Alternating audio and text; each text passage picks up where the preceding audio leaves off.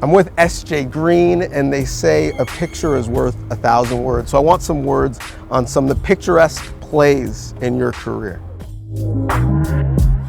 So first off, talk to me about this. What do you think when you see that?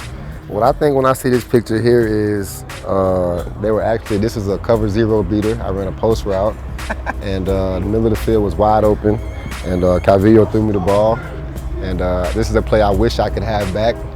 I didn't make this play, but I feel like if I would have made this play here, then I probably would have been the Grey Cup MVP. Got it. So you're still thinking about it? Oh yeah, I think about this one all the time. All the time. Do you think about moments like this all the time? Because when we think about you in Montreal, we think about you not just beating cover zero, but also winning chips. This picture right here, man, was, I believe this was our first Grey Cup that we won under the Trestman era, 2009. And this is when Damon, I think, had the second chance to kick it. And he made an excellent kick. And that's just a happy, happy moment right there, man. That's a special moment.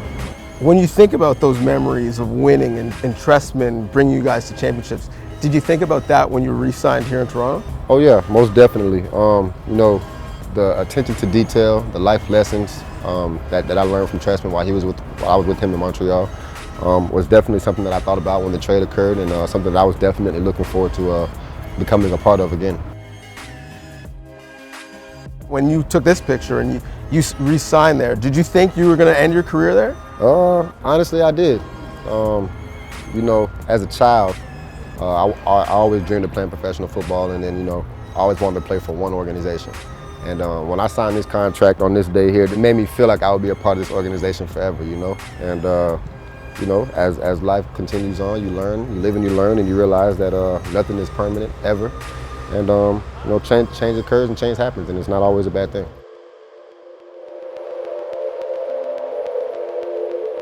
What about this moment? You on the ground after you tore your knee. What are you thinking in that moment? Is it over? In this moment right here, I know that I feel some numbness in my knee. I'm not sure what I'm feeling, but I know it's not normal. And my biggest concern is, did I tear my ACL? Will I be able to play next week? Will I be able to ever play again? There was a million and one things going through my mind at this moment, and not a lot of good thoughts. What's worse, the physical pain or the mental uncertainty? The mental uncertainty, because at this moment I wasn't in much pain. I could just tell that something wasn't right. But the uncertainty of knowing what happened, and then once you know what happened, knowing will you bounce back how you were before? Will you be able to come back and perform how you were able to perform prior to the injury? So I think that mental aspect is probably the most nerve-wracking of it all. But you know, ultimately, man, looking back at this situation, I'm thankful for it. You know, it was a humbling experience for me. It taught me a lot. It gave me a different perspective on the game of football. It allowed me to spend time with my family that I normally wouldn't have had. And you know, just kind of gave me a refocus on this game, and I'm thankful for this opportunity.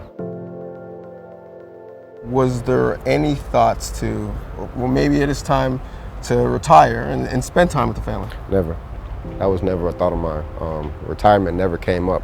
The only thought of retirement was the fact that I would not be able to come back and play how I know how to play football.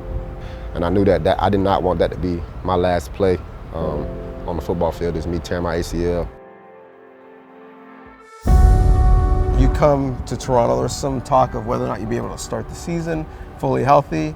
You started with a bang. Literally, to start your first game, you posterized one of the best defenders in the league. What was that like for you to announce to everyone that you were back? That was a big moment for me, and it was actually the catch before this that kind of gave me that nod to be like, you're okay, you're back. You know, you're back in your realm and your element. And this is just an exciting moment for me. You know, to look at this picture here again. It's just, you know, I came so far. You know, a lot of people doubted me. A lot of people didn't expect me to be here. Didn't expect me to be here. So this is a big moment for me. It is a violent game. You're known for going over the middle, going and getting tough balls. any reservation trying to make big plays, big catches, knowing that you're the hunted and you're coming off of an injury? When I came back, I told myself that I would not alter my style of play. I will play the game how I know how to play it, and that's fast, vicious, physical, and in full attack mode.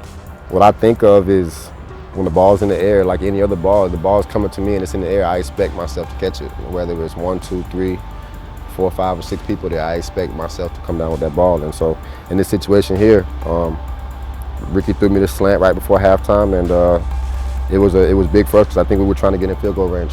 So this gave us an extra, 7, 8, 10 yards, something like that, and put us in a range where we could attempt a field goal and keep the lead going into halftime.